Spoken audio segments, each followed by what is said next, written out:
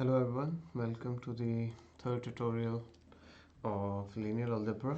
In this tutorial, um, we are going to cover, we are going to solve few questions from chap from exercise 7.3 of our recommended book, which is Advanced Engineering Mathematics.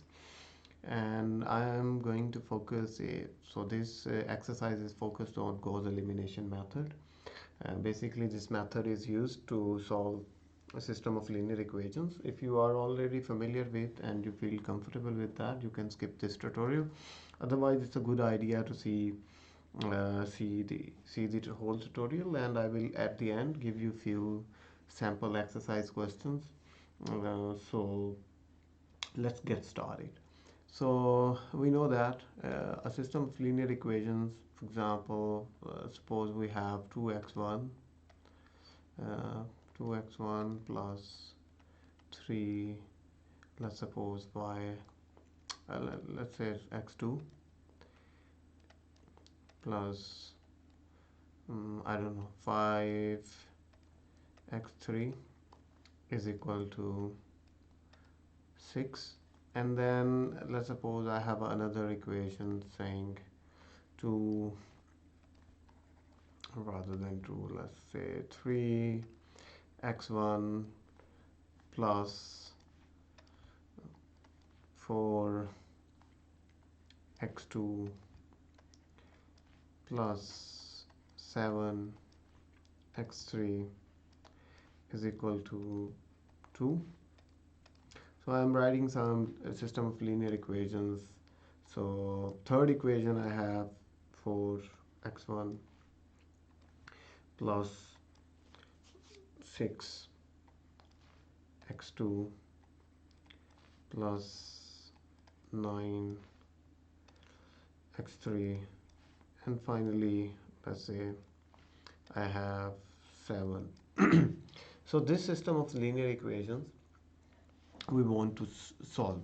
By solution means we want to find values of x1, x2 and x3. So the solution means we want to find values of x1, x2, x3 such that if I put these values back into the equations, then left hand side becomes equal to right hand side, right? If I find these values of x1, x2, x3, and this is called, right, system of and these equations I have written is called system of linear equations, right? So these are some linear equations which you have already solved in high school and is at college level. Then what is the purpose of this Gauss elimination method? The answer to that is, for example, rather than having three equations, imagine you have, I don't know, 100 equation or 200, 1000 equation. Then it will be almost next to impossible to solve these equations by hand, right? We need computers to solve these equations, right? For example, if I have uh, 1 million equations, so how we do that? So in order to solve such equations, we need to build some algorithm in computer, right? I need some algorithm to solve these equations, right? So this algorithm, one way to solve is provided by Gauss elimination method. So in order to explain this algorithm, how we solve these equations using Gauss elimination method, first we need to know few things, few terminologies. Number one, we need to write a matrix which is called coefficient matrix. तो हम ये जो coefficients हैं, constants terms हैं, we will write these terms in a matrix form, right? 3, 4, 6, 5, 7, 9, and this is called, you can name it whatever you want. For example, we can name it A, and this matrix is called coefficient because I have written all the coefficient of equation in this matrix, right? And similarly, I could have written another matrix. um, let's call this a tilde to differentiate it from A. So what is A tilde? So I will write the same matrix, the coefficient matrix 2, 3, 4, 3, 4, 6, 5, 7, 9, and on top of that what I do is I will write these constant terms here, and by doing so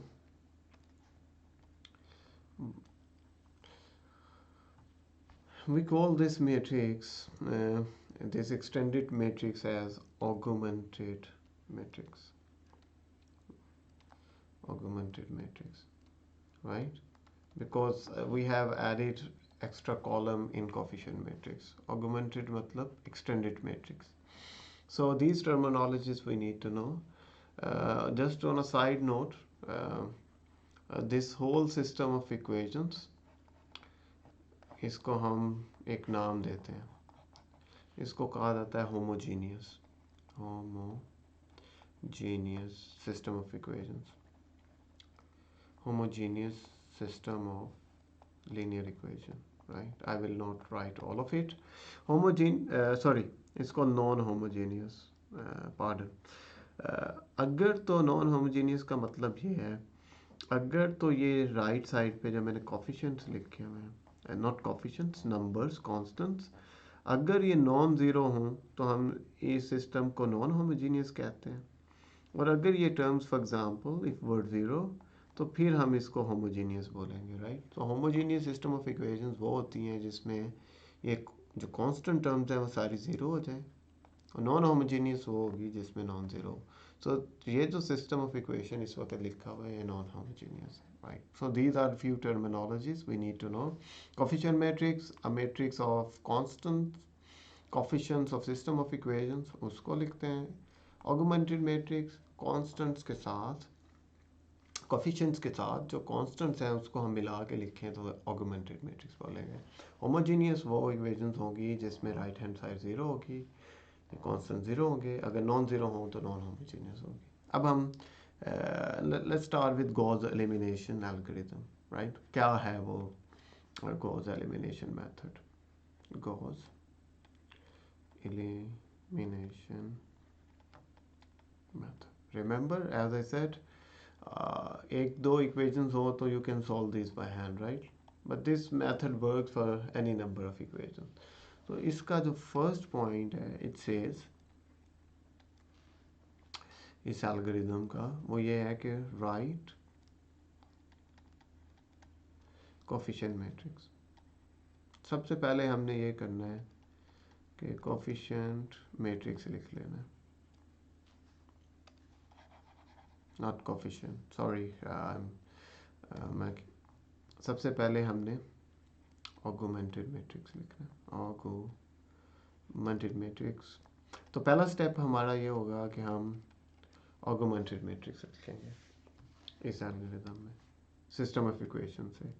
second step हमारा ये होगा कि इस augmented matrix को reduce, augmented matrix, augmented matrix, हम इस पे कुछ ऑपरेशंस करेंगे and I will explain these operations in a moment, into upper triangular matrix, upper triangular matrix जो हमने ट्यूटोरियल वाले में बताया हुआ है. यानी एक ऐसा मैट्रिक्स जिसमें जो मेन डायगोनल है उसके नीचे सारी एंट्रीज ज़ीरो होनी चाहिए, राइट? ये सारे ज़ीरो, इसको अपर ट्रायंगुलर मैट्रिक्स कहेंगे. जो नॉन ज़ीरो एंट्रीज होंगी वो मेन डायगोनल के ऊपर होनी चाहिए. सो हमने करना ये है कि जो भी मैट्रिक्स आए उसको अपर ट्रायंगुलर मैट्रिक्स में चेंज करना है, ऑगमेंटेड को, और फाइनली हम बैक सब्स्टिट्यूशन करेंगे. बैक सब्स्टिट्यूशन अभी मैं एक्सप्लेन करूँगा इसको एग्जांपल से. Back substitution to get results. तो आंसर लेने के लिए हम बैक सब्स्टिट्यूशन करेंगे. तो ये तीन स्टेप्स हैं which we need to follow. Step one augmented matrix, फिर हम अपर ट्रायंगुलर मैट्रिक्स या इसको एचेलॉन फॉर्म भी बोलते हैं मैट्रिक्स के बनाएंगे, और थर्ड ये है कि हम बैक सब्स्टिट्यूशन से वो सॉल्व करेंगे, राइट? तो सबसे पहले let's start. I have chosen 3 examples because हम देखेंगे कि गॉस एलिमिनेशन मेथड से जब हम सॉल्व कर रहे होंगे तो 3 तरह के सॉल्यूशंस पॉसिबल है. तो आई विल एक्सप्लेन दो solutions in a moment with 3 examples. So let's start with example 1. Example 1 ये है कि हमारे पास जो सिस्टम ऑफ इक्वेशन है वो ये है 4x1 minus 6x2 is equal to, अगर y में x y में लिख लें तो it will be consistent, उससे फ़र्क नहीं पड़ता, but let's write it anyway. 6x minus 4x minus 6y is equal to minus 11 minus 3x plus 8y is equal to 10. And now see, हम augmented matrix लिखते हैं according to our Gauss elimination method. So let's write augmented matrix. So 4 minus 3 minus 6 8 और साथ हम ये constant terms लिख लेंगे which are minus 11 10. So this is our augmented matrix. So step 1 is done.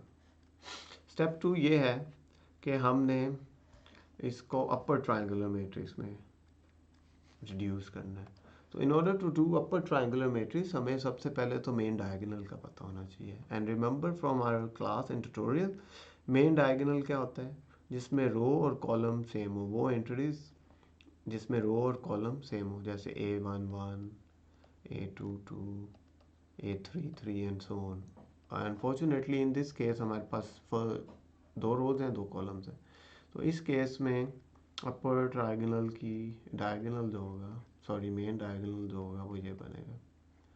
4A11 है, ये एंट्री है, और ये A22 है, राइट. अब इसके नीचे जो एलिमेंट्स है उसको ज़ीरो करना है. In this case we have -3, तो हमने इसको ज़ीरो करना है, राइट. तो लेट्स इरेज इट. अब हमने अपर डायगोनल आइडेंटिफाई कर लिया, विच मीन्स हमने -3 को ज़ीरो करना है. तो सबसे पहला काम ये करते हैं कि हम इसमें पिवट सेलेक्ट करते हैं. पिवट वो जिसके नीचे हमने ज़ीरो करना है. तो 4 के नीचे हमने -3 को ज़ीरो करना है, राइट. अब इसको करने के लिए गॉस एलिमिनेशन मेथड में हम रो ऑपरेशंस करते हैं, right. So we will only do row operations. जो अलाउड ऑपरेशंस हैं वो 3 हैं. कॉलम ऑपरेशंस नहीं करेंगे गॉस एलिमिनेशन में, रो ऑपरेशंस करेंगे. अलाउड जो ऑपरेशंस हैं वो 3 होंगे इसमें. फर्स्ट क्या है, ये क्या किसके लिए, कौन से ऑपरेशन के हम आर्गुमेंटेड मैट्रिक्स से अपर ट्रायंगुलर मैट्रिक्स ऐसे बना सकते हैं. तो पहला जो अलाउड ऑपरेशन है वो रो एक्सचेंजेस है. तो हम कोई भी 2 रो एक्सचेंज कर सकते हैं, row exchanges, it is allowed. Second क्या है, हम किसी भी रो को मल्टीप्लाई कर सकते हैं, मल्टीप्लाई सारी रो को, row with some constant c, right. और ये ज़ीरो नहीं हो सकता, ज़ीरो से नहीं हम मल्टीप्लाई कर सकते. प्लस कांस्टेंट से या माइनस से कर सकते हैं, पूरी रो को कर सकते हैं. कॉलम, रिमेंबर हम कॉलम ऑपरेशन नहीं कर सकते. और किसी भी 2 रो को ऐड और सब्ट्रैक्ट कर सकते हैं. तो रोज़ को ऐड भी किया जा सकता है, सब्ट्रैक्ट भी किया जा सकता है, और एक वक्त में तीनों ऑपरेशंस एक साथ भी किए जा सकते हैं, राइट. तो these are the only allowed operations in Gauss elimination method. अब हमने इसको यूज़ करते हुए इस ऑगमेंटेड मैट्रिक्स को अपर ट्रायंगुलर मैट्रिक्स में डिवाइड करना है. तो माय सजेशन इज़, जो पिवट वाली रो है वो तो चेंज नहीं होनी, उसको तो वैसे ही लिख लिया करें, राइट. तो फर्स्ट रो तो चेंज नहीं होनी, मैंने लिख ली. अब सेकंड रो चेंज होनी है ना. तो हमेशा एग्ज़ाम के अंदर भी और यहाँ पे भी आई वुड रिकमेंड आप ऑपरेशन हमेशा लिखें. तो हम रो 2 को चेंज करेंगे. कैसे चेंज करेंगे? नाउ आई वांट कि -3 की जगह ज़ीरो चाहता हूँ मैं, राइट, और दो रोज़ ऐड करूँ, तो ऐड सिंपली ऐड करूँगा तो ज़ीरो तो नहीं बन रहा। फिर मैं क्या कर सकता हूँ, किसी तरह इस 4 की जगह if I can make it 3, 4 की जगह 3 बना लूँ, तो फिर मैं R1 और R2 को ऐड करूँ तो ये ज़ीरो हो जाएगी। तो मैं R1 को क्या करूँ, तो अगर मैं R1 को 3/4 से मल्टीप्लाई कर दूँ, राइट, जैसे इस 4 को मैं क्या कह रहा हूँ, 4 को नंबर 3/4 से मल्टीप्लाई करूँ तो 4 कैंसिल हो जाएगा, यहाँ पे 3 बन जाएगा। तो मैं R1 को 3/4 से मल्टीप्लाई करूँ और उसको R2 में ऐड कर दूँ तो फिर ज़ीरो बन जाएगा। आप ऐसे भी कर सकते हो, कुछ स्टूडेंट्स ऐसा भी करते हैं कि इस रो को 3 से मल्टीप्लाई कर दें और इसको 4 से कर दें, तो ऊपर भी 12 बन जाएगा, नीचे भी, ऐसे भी कर सकते हैं। But I prefer to do in this way because इस तरह से मेरे लिए at least it is more concise and easy to follow. तो अब मैं 3/4 R1, अभी मैंने इसको 3 बना के दिखाया है, तो ये नीचे -3 है, तो ये तो ज़ीरो हो जाएगा। पिवट के नीचे हमारे पास ज़ीरो आ गया, तो late me write it in blue, ये पिवट, राइट। अब हम इस एंट्री पे आते हैं, इसके नीचे हम देखते हैं। अब now we are here, in order to emphasise के हम यहाँ पे हैं, तो लेट मी हाईलाइट इट। अभी हम यहाँ पे हैं और ये ऑपरेशन करना है हमने, ये वाला। तो if you forget always follow the step. 3/4 R1 की वैल्यू क्या है, -6, हम यहाँ पे हैं, राइट, -6, और उसमें R2 ऐड कर रहे हैं, मीन्स +8 ऐड कर रहे हैं। तो आंसर क्या आएगा, तो 4 ये आंसर आएगा, ऊपर 3 बन जाएगा, -9/2 +8, बिकॉज 2 मैंने 2 से कैंसिल किया है, राइट। तो 16 बनेगा और -9 निकाल दें 16 में, तो it will be not 17, 7/2, I will have 7/2, right. और अब मैं ये इट इज़ डन, अब मैं यहाँ पे हूँ, राइट, यहाँ पे ऑपरेशन करना है, तो लेट मी इरेज इट। तो लेट्स डू दिस, यहाँ पे ये वाला ऑपरेशन करना है, तो आई विल राइट 3/4 R1 की एंट्री -11 है, प्लस उसको R2 में ऐड करना है विच इज़ 10, तो इट वुड बी -33/4 प्लस 10, 40 बन जाएगा, और this is will be 7/4, right. और मैंने लेट मी चेक, मैंने पिछली कैलकुलेशन में मिस्टेक की है नहीं, बिकॉज माई नोट सेज यहाँ पे -7/2 आना चाहिए, but let's check it again. यहाँ पे इसको चेक कर लेते हैं, तो 3/4 -6 +8, राइट, तो ये आ जाएगा -4 यहाँ पे 3 -9/2 +8, right? So 8 2s are 16, yes, it is correct. My notes are not correct. Anyway, alright, चले, we are done. Second step हो गया, because if you see main diagonal के नीचे हमने 0 बना लिया, so upper triangular matrix बन गया. Okay, the third step is if you see back substitution to get results. अब हम back substitution करते हैं. बैक सब्स्टिट्यूशन करने से पहले मैंने आपको बताया था कि 3 तरह के रिजल्ट्स पॉसिबल हो सकते हैं गॉस एलिमिनेशन में। तो ये फर्स्ट काइंड है। कौन सी काइंड है? वो काइंड जिसमें जो एचेलॉन फॉर्म होगी उसमें इस तरह का मैट्रिक्स बनेगा। डायगोनल पे let's say in this case 4, और इसमें कोई भी नंबर आ सकता है, some number, let me write it by C, constant number 7 हो, कोई भी नंबर हो सकता है, 0, और राइट साइड पे नॉन ज़ीरो नंबर आएंगे 2 4। तो अगर तो number is equal to number आए एचेलॉन फॉर्म में, तो फिर हम कहते हैं कि सोल्यूशन एग्जिस्ट करेगा, यूनिक सोल्यूशन।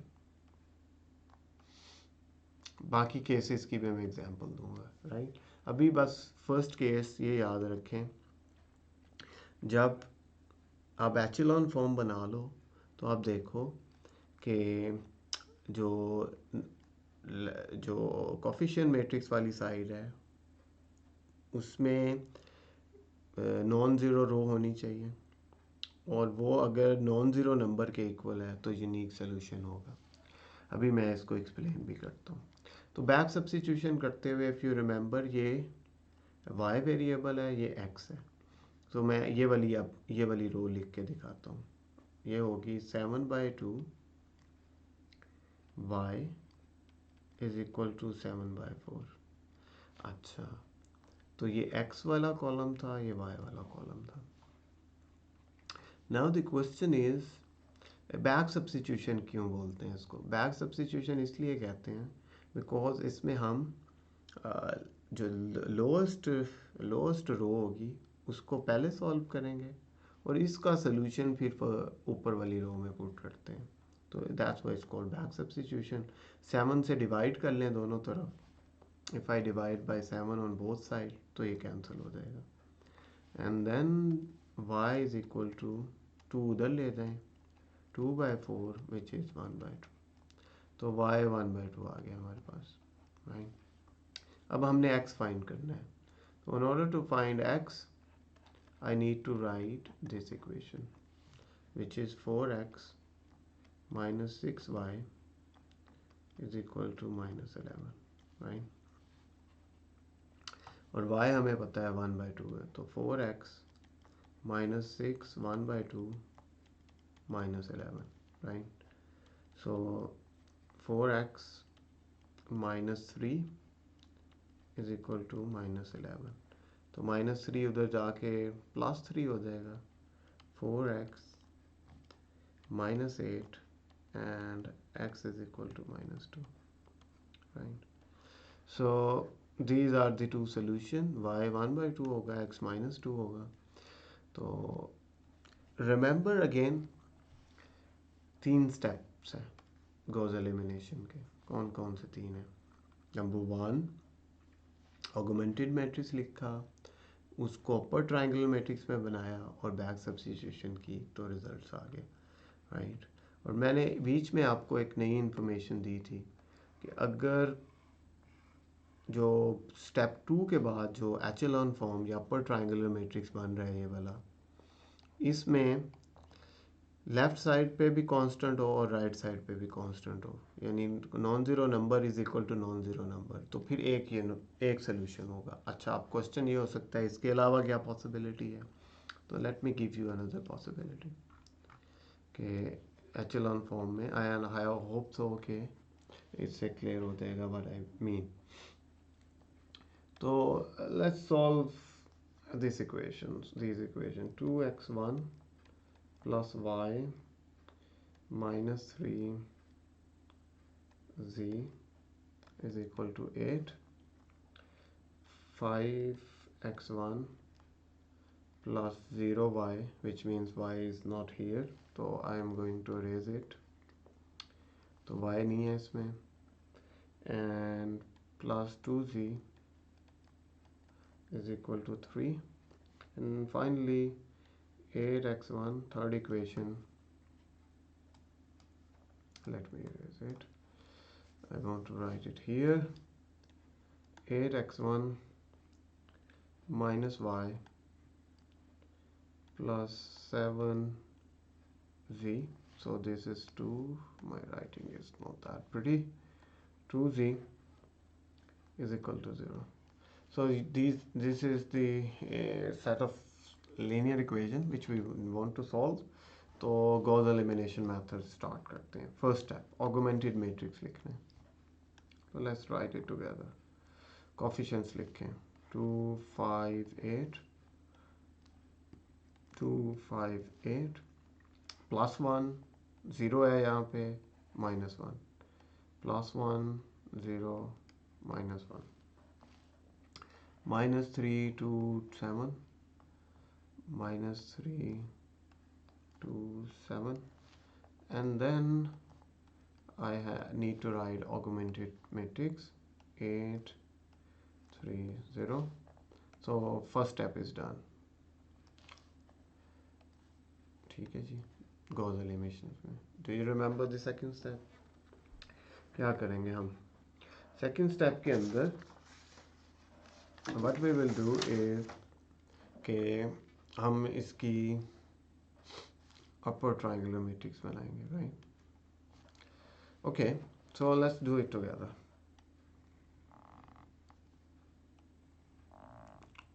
तो R1 तो नहीं चेंज होनी, राइट?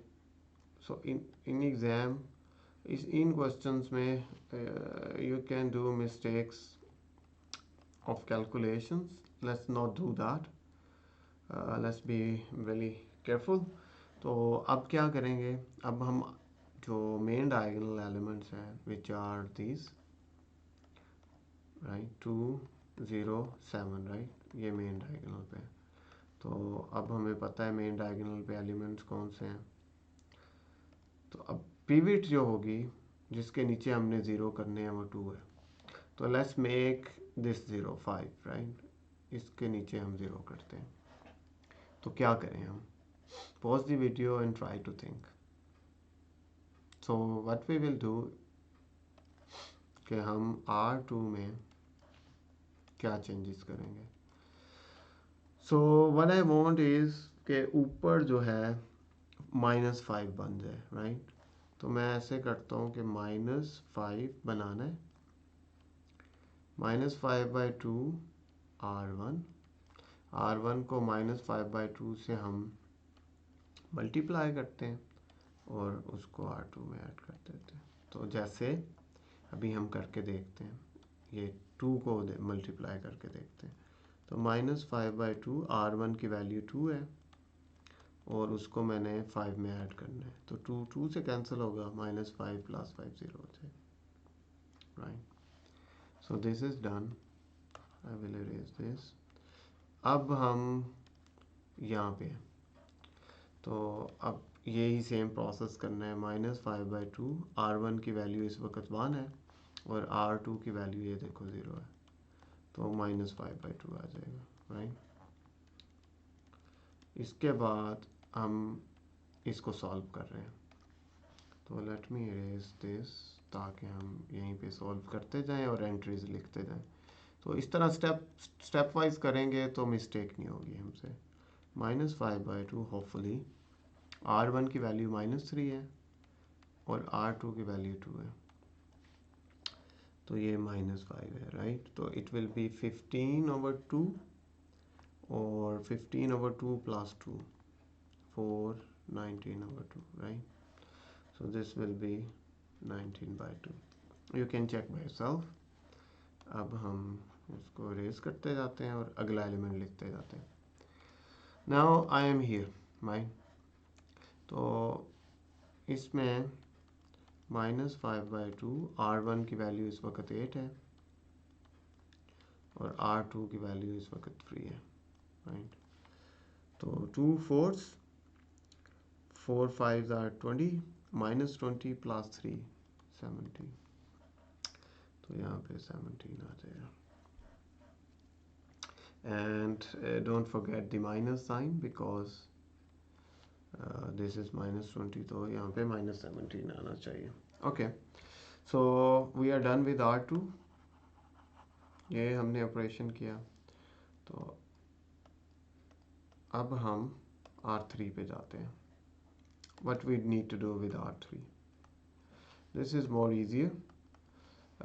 इस पिवट के नीचे हमने ये 0 कर लिया. अब इसको 0 करना है. तो आई नीड 8 हियर, राइट. 2 की जगह 8 चाहिए. तो I will multiply with -4 times R1 ताकि 8 बन जाए और उसको फिर R3 में ऐड कर देंगे. So I will do these operations. So I know this will term will become 0. This is easy. इसको मल्टीप्लाई करके देखते हैं. तो -4, ऑल दो इट्स ईजी, लेकिन मैं हर स्टेप आपको करके दिखाता हूँ. 1, एग्जाम में मिस्टेक ना करो आप. और उसको 3 में ऐड करना है, विच इज़ -1. तो -4 -1 -5, यहाँ पे -5 आ जाएगा. अब हम -3 पे हैं. तो -3 वाली टर्म कैसे सॉल्व करेंगे? वी विल राइट -4, इस वक्त रिमेंबर -3 पे है. -3 प्लस उसको और 3 में ऐड करना है, विच इज़ 7. तो 4 3 12 प्लस 12 प्लस 7 90. तो प्लस 19 आ गया. फाइनली वी आर एट 8 और नीचे 0 है. This term is easy, but let's do what we are doing, right. -4 R1 इस वक्त 8 है और उसको R3 में ऐड करना है, विच इज़ 0. सो -32 आएगा answer. Okay, so this step is done. हमने एक पिवट के नीचे 0 कर लिए हैं. अभी तक हमारी एचेलॉन फॉर्म नहीं बनी. अब हमने इस पिवट के नीचे 0 करने हैं and then we are done. Alright, in order to do this I can see that एक स्टेप हम कर लें ये कि R2 को 2 से मल्टीप्लाई कर देते हैं, right. It is allowed in row operation. Remember, हम मल्टीप्लाई कर सकते हैं पूरी रो को किसी कांस्टेंट से. Why I am doing that? -3, let me write it and then I will tell you why I am doing that. तो यहाँ पे मैं 8 ब्लैक से ही यूज़ करता हूँ. तो R2 को 2 से मल्टीप्लाई करना है. 0 -5 19 -34. ये मैंने इसलिए किया कि ये नीचे 2 ख़त्म हो जाए. इनफैक्ट मुझे ये करना चाहिए था कि -2 से मल्टीप्लाई करना चाहिए था. तो ये प्लस हो जाएगी टर्म, ये माइनस हो जाएगी और ये प्लस हो जाएगी, बिकॉज नीचे वाली टर्म 0 करनी है ना. नीचे -5 है तो ऊपर +5 बना लिया है मैंने. 0 -5 ताकि हम ऐड करें सिंपली और अगला स्टेप कर लें. ठीक है जी. R2 को हमने -2 R2 कर दिया. Now remember our pivot is this +5. इसके नीचे हमने 0 करना है. एचेलॉन फॉर्म बनानी है. 2 1 -3 0 5 -19 8 34 और R3 चेंज होगा. तो what I am going to do is R3 में R2 को ऐड कर and I will say it is equal to, जो चेंजेस होंगी वो R3 में होंगी. तो R2 को R3 में ऐड कर रहा हूँ मैं. Okay, let's do it. 0 + 0 0, 5 - 5 0, -19 ये भी 0 हो जाएगा और ये +2 आ जाएगा, राइट. एंड नाउ सी कि क्या बन रही है echelon form. Step 3 back substitution आ गई. तो इफ़ यू सी, हमने पिछले में कहा था कि constant is equal to constant non zero, but in this case if you see 0 is equal to 2 आ रहा है. तो बैक सब्स्टिट्यूशन करते हुए I would write this, right. 0 जी को मैं इस कलर में लिख लेता हूँ. 0 जी इज इक्वल टू 2. तो इज़ दैट पॉसिबल कि जी की जो भी वैल्यू हो उसको मैं 0 से मल्टीप्लाई करूँ, आंसर 0 आता है. बट ये इक्वेशन हमें बता रही है कि आंसर 2 आता है. तो दिस इज़ नॉट पॉसिबल. तो जब 0 is equal to some number आए तो हम कहेंगे नो सोल्यूशन. इसका सोल्यूशन पॉसिबल नहीं है इन इक्वेशंस का. No solution exist. ओके. तो सेकंड टाइप गॉस एलिमिनेशन में वो है जिसमें 0 is equal to some constant number आएगा. फर्स्ट में ये था कि some constant number is equal to constant, right. अब हम थर्ड कैटेगरी देखते हैं and last example of this tutorial. Okay, what it is, let me see my notes. Okay, so the example is following. I have okay, what I have is minus 2y minus 2z is equal to minus 8, 3x plus 4y minus 5z is equal to 13. Solve these equations, right, using Gauss elimination method. Pause the video and try to solve by yourself and see what happens. So the algorithm, Gauss elimination algorithm जो हमने study किया, it says first write the augmented matrix. तो इसमें if you see यहाँ पे 0 है, तो I would write 0 minus 2 minus 2, नीचे क्या है 3 4 minus 5, and on the right hand side I have minus 8 13. So first step is done. We have written augmented matrix, and the second step says make it upper triangular matrix. मतलब main diagonal के नीचे हमने 0 बनाना है, तो ये entry 0 होनी चाहिए. But the problem is हमारा जो पिवट है इन दिस केस 0, वो 0 नहीं हो सकता बिकॉज हम फिर इसके नीचे 0 नहीं बना सकते, राइट. तो what we can do here to avoid this कि पिवट 0 नहीं हो सकता, हम रो एक्सचेंज कर लेते हैं. तो R1 एंड R2 को एक्सचेंज कर लिया. तो this is also allowed. 3 4 minus 5 0 minus 2 minus 2, और इधर आएगा 13 minus 8, right. Now let's see कि is this so let me write it in blue. So is this reduced echelon form? Is this upper trigonal matrix? Yes it is, because by definition ये main diagonal के नीचे हमने सारे 0 कर लिए हैं, ठीक है. तो मेन डायगोनल क्या है, A11 A22, ये मेन डायगोनल है. So by swapping the row we have changed the matrix into echelon form या upper triangular matrix. तो we are done with second step. Let's find the solutions. अब देखें इस case में constant के equal आ रहा है, राइट.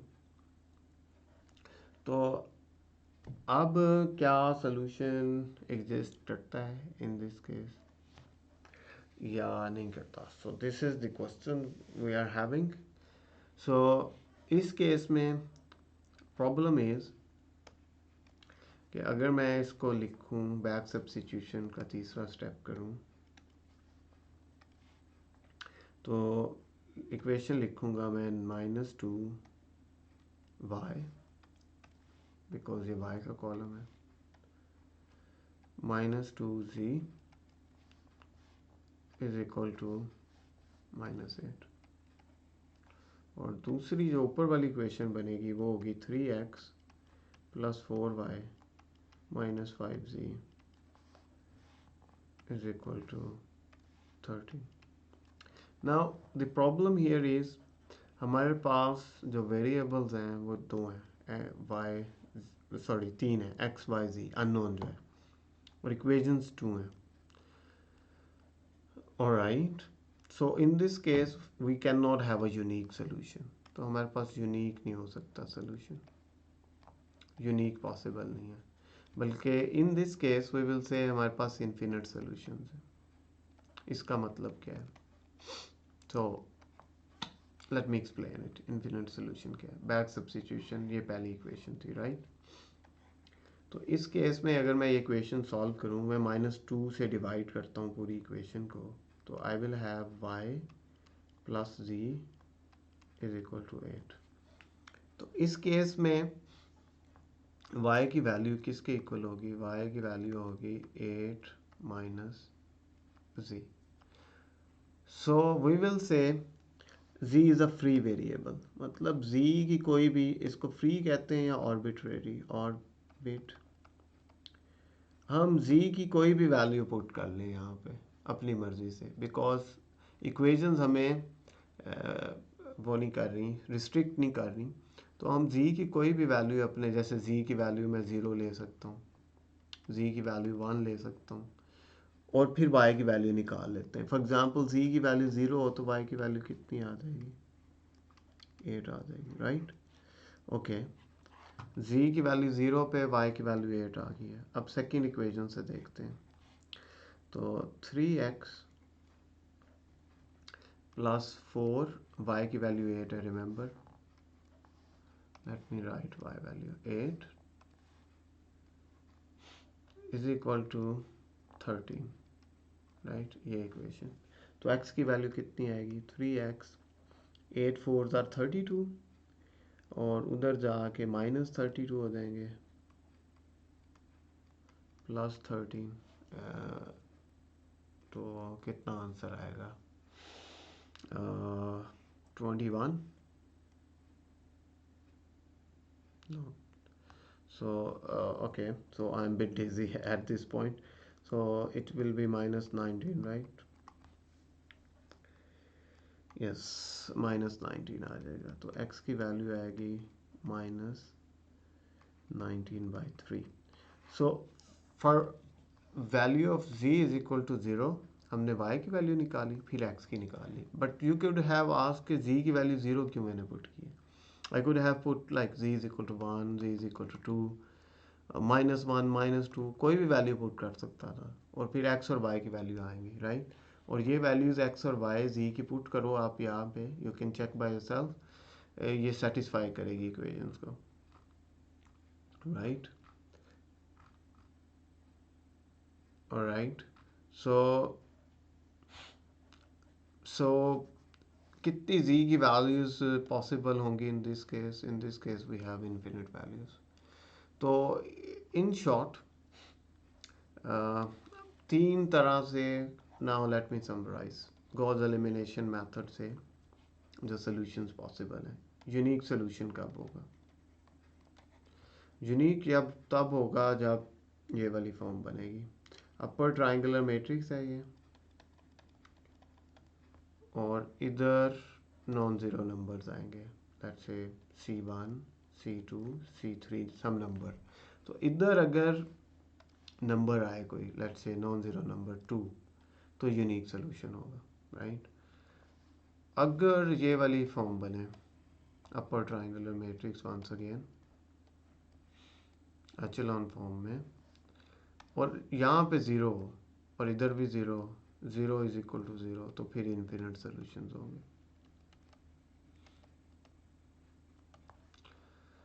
और लास्ट पॉसिबिलिटी ये है, अपर ट्राइंगुलर मैट्रिक्स बने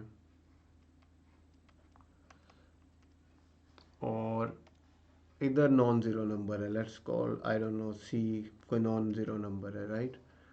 और इधर ज़ीरो बन गया है, तो मैं अपने कलर्स वो यूज़ करता हूँ, मैं कर रहा हूँ। इधर नॉन ज़ीरो नंबर्स आ रहे हैं, जैसे CN, और इधर ज़ीरो है, तो zero can not be equal to some constant, right? तो इसका मतलब नो सोल्यूशन। तो आपने चेक ये करना है एचेलॉन फॉर्म बना के कि अगर number is equal to some constant आ रहा है तो एक सोल्यूशन होगा, zero is equal to zero आ रहे हैं तो इन्फिनिट होगा, या उस ये केस भी बन सकता है कि नंबर ऑफ इक्वेशंस कम होंगी, अननोन ज़्यादा होंगे। जैसे इस केस में जो इक्वेशंस हमने बनाई है, ये लिखी हुई हैं, 2 इक्वेशंस थी, 3 अननोन से, तब भी इन्फिनिट सोल्यूशन। और नो सोल्यूशन कब होगा? जब zero is equal to some constant आएगा। तो remember, zero is equal to zero, infinite solution, some number is equal to constant, infinite solution, 0 is equal to constant, no solution. So at the end I would say, can Can you try to solve these equations and find out whether you have one solution, infinite solutions, no solution? तो अगर हैं तो वो कौन से हैं? Try yourself and see what are the answers. So let me end the video here.